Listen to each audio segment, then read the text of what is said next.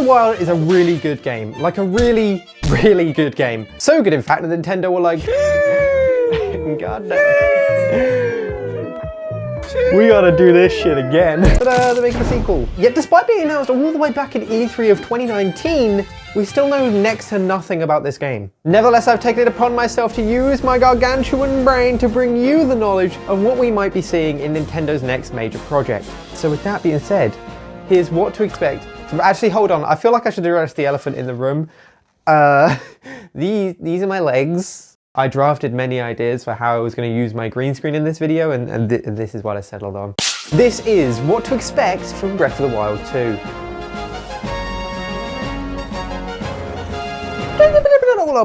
Before we get into it, I need to vent real quick. Why the absolute fuck when I'm cooking food, upgrading armor, or talking to the tree man to increase my inventory slots, they make me watch the same goddamn cutscene every fucking item? Sure, making Link physically hold the ingredients and chuck them into a pot and whatever the animation and all that probably did something for the immersion the first time I played it.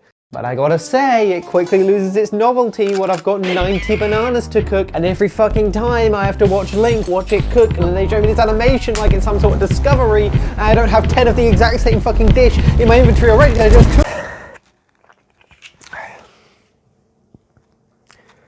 I hope you enjoyed my video. One of the best things about Breath of the Wild, in my opinion, is quite simply the world that the game takes place in. Not only is it goddamn huge, but there are always new things to find and new experiences to have when traversing this land. I put over 60 hours into this game before defeating Ganon, and that is absolutely to do with the map and the freedom you have to explore it. I mean, goddamn, off the bat, the game basically just shows you how to play and then it's like, alright, kill Ganon, I guess. Never before have I played a game where I so frequently get lost in exploration, and it's so goddamn cool. My concern for the sequel is how they'll recapture this essence. I do think the game will take place on the same map, but Nintendo can't just chuck the same toy in the cart 4 years on. There needs to be some flavor, there needs to be some spices, you know? Yeah, boy. Nintendo could go down the route of having Ganon's spunky juice get all over the map upon his return, and as Link, you have to clear it away to take back control. I just hope they don't push the player down a more linear path, to be honest. Like in the first game, there's never a point where you're denied access to somewhere, even if you're ill prepared. And like, it's just like, that's what I'm there for, man. Just let me do my thing, you know? But I mean, fuck it, Nintendo might just up and make the map even bigger, so I don't know, the possibilities are endless. Depends how much fucking crack they have left. But enough about the map, let's talk about Link's fucking iPad 12, 13, large X Pro S bullshit, the Shieka Slate. The Shieka Slate and all the other Shieka bullshit are a huge part of Breath of the Wild. So huge that I can't see a reasonable way that they won't be in the sequel.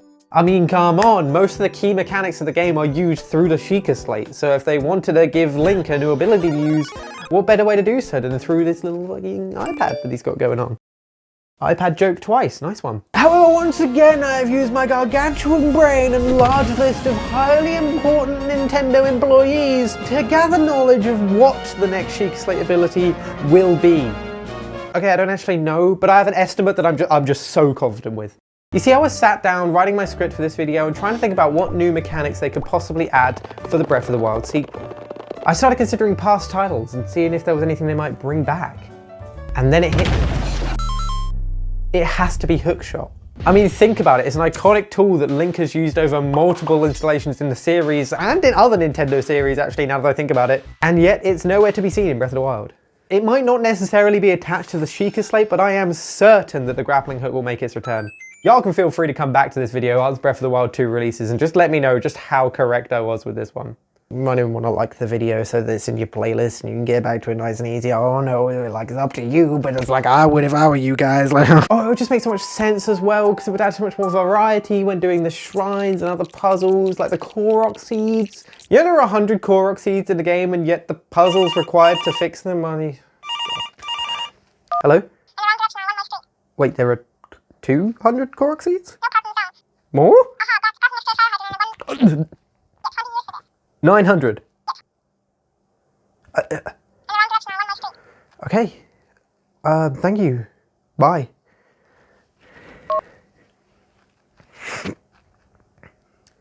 I held my hand like this and not like this during that bit because that's what the kids do when I'm trying to escape the imminent and inevitable grasp of adulthood. Okay, I've spoken about the Shieka Slate now and the potential return of the grappling hook, but what other differences can we expect to see in Breath of the Wild 2? That's a rhetorical question. I'm about to tell you. New items, we're talking new weapons, new armor, new special armor like the Thunder Helm that allows you to stop being struck by lightning. I'm thinking an item that allows Link to make it stop raining. Please let there be an item that allows Link to make it stop raining. I also think, and hope, that there will be new enemies in the sequel. In Breath of the Wild, you've got your goblins, your big goblins, and your lizard people. And that's pretty much it in regards to regular enemies that you can find just scattered around the map. And no, I didn't mention Keese because, quite frankly, they don't deserve the respect of being grouped with the big boys. Fuck off, you bat cunt. The logical next step for a new race of enemy in the game would be a werewolf sort of creature. You know, we got the goblins, we got the scalies, so something with fur would make sense, right, to differentiate from these two. Although I'm not gonna lie, it would be cool, but I just don't think they'll do this. I don't know why, it's just the vibes I'm getting. But at the very least, a bigger version of the lizard people would make a lot of sense. In Breath of the Wild, there'll be a group of Lizalofts, and if the game decides it wants a more difficult enemy to be a part of it, it just sort of chucks a moblin in there. Like, what the fuck is this? My man looks lost. I could also see them potentially getting a little bit more creative with the less common enemies and mini-bosses of the game. So your Lionels, your Yiga clan members, and your fat cunts. But again, I don't really know why, but I sort of get the vibes that they're not really going to mess with the common enemies too much. I guess they're kind of only really there so that the player isn't traversing an empty map, but it would still be cool to see some variety. One thing I really do hope they change though is the cooking. And no, I'm not just going to rant about the cutscene this time. I want to, but I'm not going to. But to me, the cooking is just way too overpowered. The way I feel it should have been set out is that there are recipes you find out throughout the game by talking to people and whatnot. And those recipes are made from specific ingredients but can give you good benefits when you know how to make them. And yes, that is the case already in the first game. The only problem is it's not at all necessary that you know them. And to make things even easier, it tells you the status effect that the food will give you when cooking with specific ingredients, and your inventory space when carrying food is very generous. By the time I went to fight Ganon in my first playthrough, it was kind of just like, oh no, he hit me pretty hard. I hope that doesn't happen another 19 times. Then I might run out of meat skewers and I'd have to move on to my simmered fruit. So yeah, cooking, too OP in my opinion, and in the sequel I think recipes should be more valuable and just chucking stuff into a pot should be way less effective. Also, maybe a reduction on how much food you can carry, even if it can be increased later on. Like the people in the village shop selling food, you could maybe talk to them and pay them to increase your inventory slots for food. Something like that, I don't know. But speaking of villages, I'm on a segue because that was an epic segue to my next section.